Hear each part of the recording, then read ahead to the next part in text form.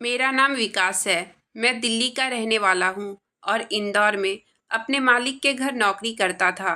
आज मैं आपको बताऊंगा कि सऊदी अरब की औरतें घर में घोड़े क्यों पालती हैं और रात को घोड़े से क्या काम करवाती है।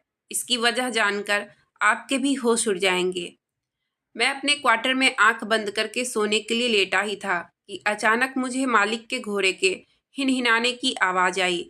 मैं चौंक गया क्योंकि कुछ देर पहले तो मैं उसके अस्तबल से वापस लौटा था और वह अपनी जगह पर बिल्कुल ठीक था। फिर मैं उसे देखने के लिए कि कहीं उसे कोई तकलीफ तो नहीं है। जैसे ही मैं उसके पास पहुंचा तो वहां का मंजर देखकर मेरे तो होश उड़ गए। मैंने देखा कि मेरी नई मालकिन घोड़े की कमर पर हाथ फेरते हुए उसे शांत कराने की कोशिश कर रही थी, लेकिन मैं समझ नहीं पा रहा था कि वह इस वक्त यहाँ क्यों आई थी। फिर जब घोड़ा कुछ खामोश हुआ, तो मालकिन ने उसकी जुबान अपनी पेट पर चटवाई और पेट चटवाने के बाद उसके पेट पर हाथ फेरते हुए उसकी टांगों के पास बैठ गई। मालकिन की इस हरकत ने मेरे होश उड़ा दिए थे और मैं वहीं से वापस लौट आया था। मैं सोच भी नहीं सकता था कि मेरी नई नवेली अरबी मालकिन ऐसी हरकत भी कर सकती है। मुझे नींद नहीं आ रही थी क्योंकि मेरे दिमाग में मालकिन की वह हरकत घूम रही थी। जितना कुछ मेरे समझ में आया था वह मेरे बर्दाश्त से बाहर था। क्या मेरी मालकिन आधी रात को घोड़े के साथ? यह सब सोचते सोचते मुझे नींद आ गई थी। उसके बाद जब मेरी आंख खुली तो मैं जल्दी से तैयार होकर किचन में गया तो मेरी मालकिन नाश्ते की टेबल पर बैठी मेरा इंतजार कर रही थी और मेरी जान निकल गई थी क्योंकि नाश्ता बनाने की जिम्मेदारी तो मेरी थी। पता नहीं मेरी मालकिन को इतनी सुबह उठने की आदत कैसे थी, या फिर रात भर वह सोती ही नहीं थी। जब से वह शादी करके इस घर में आई थी, मेरे लिए काम करना यहाँ बहुत मुश्किल हो रहा था। मुझे हर वक्त यही फिक्र सताती थी कि कहीं उनकी सेवा में कोई कमी न रह जाए, क्योंकि वह मालिक को दिलो जान से प्यारी थी और मैं अपने मालिक का वफादार नौकर था। और यह बात मेरे लिए बर्दाश्त से बाहर थी कि कोई औरत मेरे मालिक को ऐसे धोखा दे। अगर कोई और औरत होती तो मैं मालिक को रात वाली बात पहले ही बता देता, लेकिन यह मालिक की पत्नी थी और मेरे मालिक अपने पत्नी से बहुत प्यार करते थे, इसलिए मैं फ़िलहाल शांत था। मेरे मालिक बिजनेस के सिलसिले में एक शहर से दूसरे शहर सफ़र करते रहते थे और पिछले 10 दिनों से तो किसी दूसरे शहर गए हुए थे। घर में मेरी नई मालकिन और मेरे मालिक की माँ यानी मेरी बड़ी मालकिन मौजूद थी। बड़ी मालकिन को सुबह उठने की आदत नहीं थी, इसलिए मैं भी बंगले में आराम से आया करता था। लेकिन जब से नई मालकिन आई थी, मुझे सुबह जल्दी उठकर कामों में लगना पड़ता था। मेरी नई मालकिन की आदतें बहुत ही अजीब थी। मैं जब भी नई मालकिन से उनकी आदतों के बारे में बात करता तो नई मालकिन कहती थी कि वह अरबी औरत है और हमारे शहर में नई नई आई है, इसलिए उनके तौर तरीके हमसे अलग है। मालिक के आदेश पर मैं अरबी खाना बनाना भी सीख रहा था और अरबी भाषा भी, क्योंकि मेरे मालिक चाहते थे कि मालकिन को अपने वतन की याद ना आए और वह हमारे माहौल में ही रह जाए। इसलिए हमारे घर को सऊदी अरब के माहौल की तरह कर दिया गया था, लेकिन सऊदी अरब के तौर तरीके बहुत ही अलग होते थे। मेरे लिए उन्हें समझना, फॉलो करना बहुत मुश्किल हो रहा था, क्योंकि मैं तो दिल्ली से था। मेरे मालिक बहुत ही अच्छे इंसान थे और उनका बहुत बड़ा बिजनेस था। मेरे मालिक ज़्यादातर सऊदी अरब में रहते थे। यहाँ सिर्फ बड़ी मालकिन थी और मुझे उनकी सेवा के लिए रखा गया था। इतने बड़े बंगले में अकेली बड़ी मालकिन के लिए ज़्यादा काम नहीं करना पड़ता था, इसलिए मैं बहुत सुकून से अपनी नौकरी कर रहा था। मालिक को सऊदी अरब में रहते रहते वहाँ की भाषा बोलने की आदत हो चुकी थी और उसी वजह से मुझे भी वहाँ की कुछ कुछ भाषा समझ आने लगी थी। जब 2 महीने पहले मालिक सऊदी अरब से वापस लौटे तो वह अकेले नहीं थे, बल्कि उनके साथ उनकी खूबसूरत सी पत्नी भी मौजूद थी। मालिक ने सऊदी अरब में उनसे लव मैरिज की थी और अब उन्हें इंदौर ले आए। यह खबर न सिर्फ मेरे लिए चौंका देने वाली थी, बल्कि बड़ी मालकिन भी हैरान रह गई थी, क्योंकि उनके इकलौते बेटे ने उन्हें बताए बिना अपनी मर्जी से शादी कर ली थी और दुल्हन को भी घर लेकर आ गए थे। शुरू में तो बड़ी मालकिन ने उन्हें अपनाने से मना कर दिया था, क्योंकि उनका कहना था कि सऊदी अरब की औरतें इंदौर की औरतों से बहुत अलग होती है और उन औरतों को पत्नी बनाना सिवा बेवकूफ़ी के अलावा और कुछ नहीं है। लेकिन जब उन्होंने अपने बेटे की मोहब्बत देखी थी तो फिर धीरे धीरे उन्होंने भी नई मालकिन को स्वीकार कर लिया। लेकिन बड़ी मालकिन ने सही अंदाजा लगाया था। नई मालकिन के आने के बाद न सिर्फ घर का माहौल बदला था, बल्कि ऐसा लग रहा था जैसे सब कुछ बदल गया हो। कभी वह फिटकिरी का ढेर मंगवाती तो कभी बादाम का तेल। पता नहीं बस सारा वक्त अपने कमरे में क्या कुछ करती रहती थी। फिर एक दिन जब मालिक काम से घर लौटे तो मालकिन उनसे जिद करने लगी थी कि उन्हें एक घोड़ा चाहिए। मेरे मालिक ने यह कहकर मना कर दिया कि उन्हें जानवरों से एलर्जी है, इसलिए मैं घर में घोड़ा नहीं ला सकता हूँ। अगर तुम्हें इतना ही शौक है तो कभी कभी मेरे दोस्तों के घोड़े से दिल बहला सकती हो। मालिक की बात सुनकर मालकिन रोने लगी और रोती रोती टूटे फूटे शब्दों में कहने लगी कि आपको क्या पता, हम सऊदी अरब की औरतें घोड़े के बिना गुजारा नहीं कर सकते हैं। वैसे भी आप तो महीने भर घर से बाहर रहते हो, आपको घोड़े से क्या एलर्जी होगी। मैं उसकी देखभाल करूंगी और ख्याल भी खुद ही रखूंगी, लेकिन मुझे हर हाल में घोड़ा चाहिए। उस दिन मुझे पता चला कि मेरी मालकिन को तो अच्छी खासी हिंदी भी आती है। पहले तो मालिक ने अपनी पत्नी को प्यार से समझाने की कोशिश की, लेकिन जब वह नहीं मानी तो ना चाहते हुए भी मालिक ने उन्हें सफ़ेद रंग का घोड़ा खरीद कर दिया और कहा कि इस घोड़े को घर के पिछले हिस्से में बांध कर रखना। इस बात पर मालकिन बहुत ज़्यादा खुश हो गई। मुझे भी यही लगा कि शायद अपनी तन्हाई दूर करने के लिए रखना चाहती हैं, या फिर सऊदी अरब की औरतें घोड़े की आदी होगी। लेकिन मुझे क्या मालूम था यह सऊदी अरब की औरतें घोड़े के साथ क्या क्या करती है। मालिक को घर आए हुए 10 दिन ही हुए थे कि मालिक को दोबारा सऊदी अरब जाना पड़ा।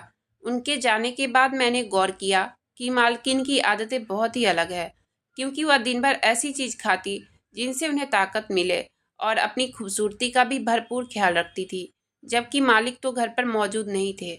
अब तक मालकिन को अपने घोड़े के साथ बहुत लगाव हो चुका था और वह हमेशा ही घोड़े के साथ रहती थी। मालिक को गए 2 दिन ही हुए थे कि एक रात घोड़े की आवाज़ पर मैं कमरे से बाहर निकला कि आधी रात को मालकिन को घोड़े के साथ मोहब्बत और लगाव का इजहार करते हुए घोड़े की टांगों के पास बैठी थी। मेरी जान निकल गई और उसके आगे का मंजर देखे बिना मैं वहां से वापस लौट आया। मैंने सोचा कि मैं मालिक को इस बारे में बताऊं या नहीं, क्योंकि यह सब कुछ देखकर चुप रहना मेरी वफादारी के ऊपर धब्बा था। अगली रात घोड़े की हल्की सी आवाज़ आते ही मैं अपने क्वार्टर से बाहर निकला और आहिस्ता आहिस्ता अस्तबल के पास पहुंच गया। आज भी मेरी मालकिन घोड़ा के पास ही बैठी थी और उसके कान में कुछ कह रही थी। ऐसा लग रहा था जैसे घोड़ा भी मालकिन की बात समझ रहा हो। और फिर मालकिन धीरे से उसके कदमों के पास बैठ गई। यह सब देखकर मेरी सांस थम सी गई थी। आगे के मंजर ने मेरे होश उड़ा कर रख दिए थे। आज की रात मैंने पूरा मंजर अपनी आंखों से देखा था। मुझे समझ नहीं आया था कि मालकिन ने इतना घिनौना काम क्यों किया था। क्या इसलिए उन्होंने मालिक से घोड़े की जिद की थी? बड़ी मालकिन ने ठीक ही कहा था कि सऊदी अरब की औरतों के बारे में कुछ भी नहीं कहा जा सकता है। वह इंदौर की औरतों जैसी नहीं होती है। और आज बड़ी मालकिन की बात का मतलब मुझे सही समझ आया था। मेरी मालकिन ने जो कुछ किया था वैसा मैंने आज तक नहीं देखा था। इसलिए मैं खामोशी से पूरा मंजर देखने के बाद वापस अपने क्वार्टर में आ गया और सोच रहा था कि मुझे इस बारे में मालिक से बात करनी चाहिए या नहीं। मालिक को वापस आने में अभी 4 दिन और बाकी थे और यह 4 दिन मैं अपनी नई मालकिन की हरकतों को देखना चाहता था। अगली रात मेरी मालकिन जब 12 बजे तक घोड़े के साथ वक्त गुजारकर अपने कमरे में वापस लौटी तो उस वक्त मैं अपने क्वार्टर में वापस जाने की बजाय दबे पांव मालकिन के कमरे तक पहुंच गया और खिड़की से उनके कमरे के अंदर का मंजर देखा तो मैं हैरान रह गया, क्योंकि मालकिन ने तो कमरे में जाकर उससे भी अनोखी हरकत की थी। मेरी नई मालकिन कुछ ऐसा कर रही थी जो सही नहीं था। यह सब देखकर अब मेरे लिए खामोश रहना सही नहीं था, क्योंकि मैंने उस घर का नमक खाया था। इसलिए मैं सुबह होते ही बड़ी मालकिन की सेवा में हाजिर हो गया और उन्हें नई मालकिन के बारे में सब कुछ बता दिया। मेरी बात सुनकर बड़ी मालकिन कहने लगी कि मैं क्या कर सकती हूँ। मेरे बेटे ने अपनी मर्जी से शादी की है। अगर मैं उस लड़की के खिलाफ अपने बेटे से कुछ भी कहूँगी तो वह कभी भी मेरी बात पर भरोसा नहीं करेगा। और वैसे भी इतने दिनों में मुझे अंदाजा हो गया है कि वह लड़की कोई सीधी सादी नहीं है। उसने तुम्हारे मालिक की दौलत देखकर उससे शादी की है और यह आज नहीं तो कल तुम्हारे मालिक को छोड़कर चली जाएगी। बड़ी मालकिन की बातों ने मुझे और परेशान कर दिया था। वह नई मालकिन को रोकने का कोई इरादा नहीं रखती हैं। उनका मानना था कि इस तरह से वह अपने बेटे से दूर हो जाएंगी, लेकिन मेरा खामोश रहना ठीक नहीं था। इसलिए मैं हर गुजरते दिन के साथ मालिक के आने का इंतजार करने लगा, क्योंकि घोड़े की आवाज़ मेरे कानों में आती और मैं जान जाता कि मालकिन क्या कर रही हैं। पता नहीं मेरी मालकिन कैसी औरत थी, या शायद सऊदी अरब की औरतें ऐसा ही करती है। पूरे 4 दिन गुजरने के बाद जब मालिक वापस आए तो आते ही मालिक ने मालकिन को गले से लगाया और अपने प्यार का इजहार करने लगे। मैं पीछे खड़ा यह सोचने लगा, पता नहीं मुझे मालिक से ये बात करनी चाहिए या नहीं। अगर मालिक मेरी बात पर यकीन नहीं करते तो मेरी 12 साल पुरानी नौकरी को खतरा हो सकता है। लेकिन मैं बहुत सोचने के बाद मालिक से बताना ही जरूरी समझा। जब मालिक आराम करने के बाद अपने कमरे से बाहर निकले और मुझे अपने पास बुलाकर घर के बारे में बातें करने लगे, जैसे कि वह हमेशा करते थे, तब मुझे यह मौका सही लगा कि मैं अपने मालिक को मालकिन की हकीकत बता दूं।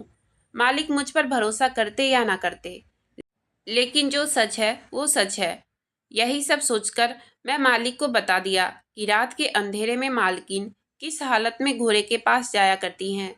मेरी बात सुनकर मालिक हैरानी से मेरी तरफ देखते हुए कहने लगे, यह कैसे मुमकिन है?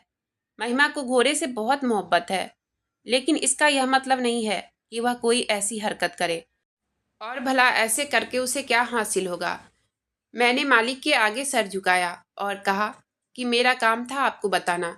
बाकी मालकिन क्या करती हैं और क्यों करती हैं, मैं ये नहीं जानता हूँ, और ना ही यह जानना मेरा काम है, और ना ही मुझे इस बात से कोई लगाव है। लेकिन मुझे डर था कि कहीं मेरा मुंह बंद रखना आपको नुकसान ना पहुंचा दे, क्योंकि जो कुछ मालकिन कर रही हैं उससे आपको नुकसान हो सकता है।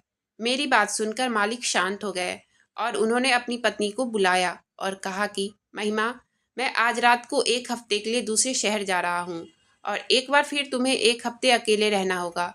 मैं अपने मालिक को बहुत अच्छी तरह से जानता था, क्योंकि उनकी बात सुनकर मैं समझ गया था कि वह सब कुछ अपनी आंखों से देखना चाहते थे। मालिक की बात सुनकर मालकिन थोड़ी देर चुप रही और फिर कहने लगी कि जल्दी ही वापस आ जाइएगा। मालिक चुपचाप रात होने से पहले ही घर से निकल गए और पीछे के रास्ते से मेरे क्वार्टर में पहुंच गए। जब मैं अपने कमरे में पहुंचा तो मालिक को देखकर हैरान हो गया।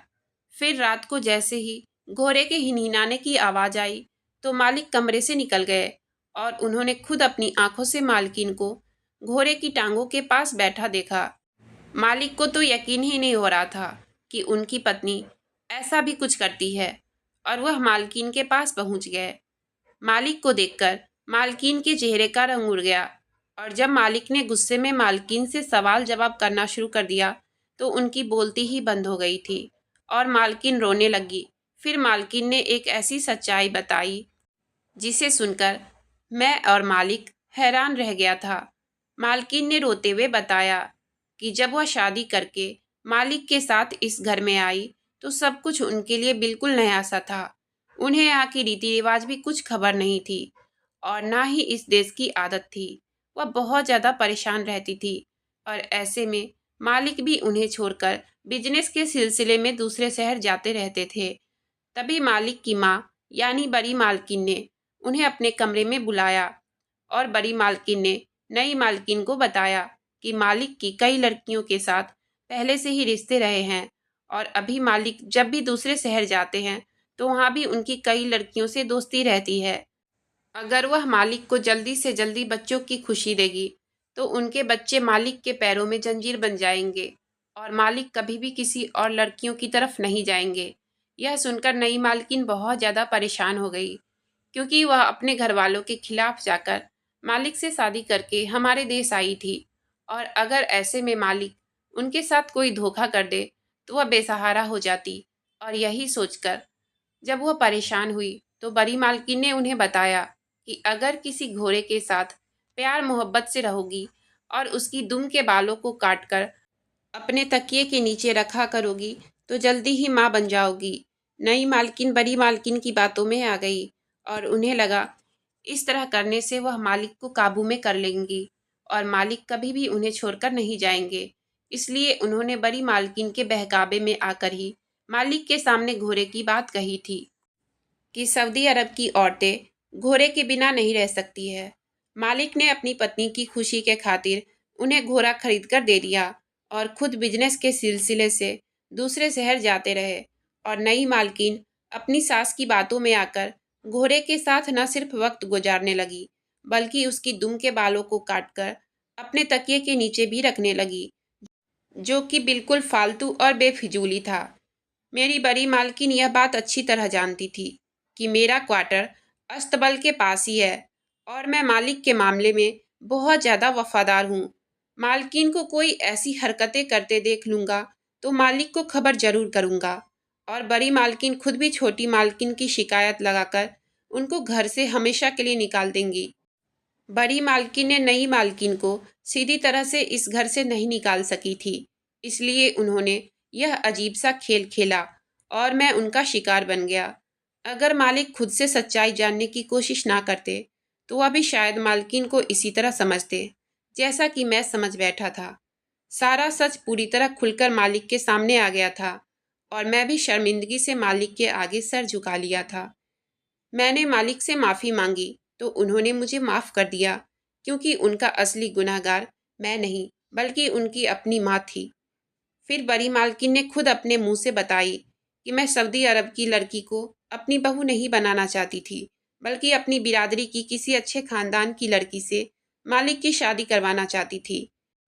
बड़ी मालकिन को इस बात पर पक्का यकीन था कि सऊदी अरब की औरतें अच्छी नहीं होती है, लेकिन नई मालकिन ने अपनी मोहब्बत और सेवा से बड़ी मालकिन का दिल जीत लिया था। और औरतें सिर्फ और सिर्फ मोहब्बत की ख्वाहिशमंद होती है और अगर उसे किसी रिश्ते से मोहब्बत मिले तो बदले में भी मोहब्बत ही देती है।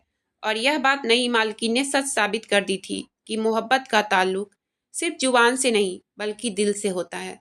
कहने को तो मैं भी एक नौकर था, लेकिन नई मालकिन मेरे साथ भी बहुत इज्जत से पेश आती थी और उनका घोड़ा आज भी बंगले में मौजूद है और वह पहले से भी ज़्यादा उसे मोहब्बत करती हैं।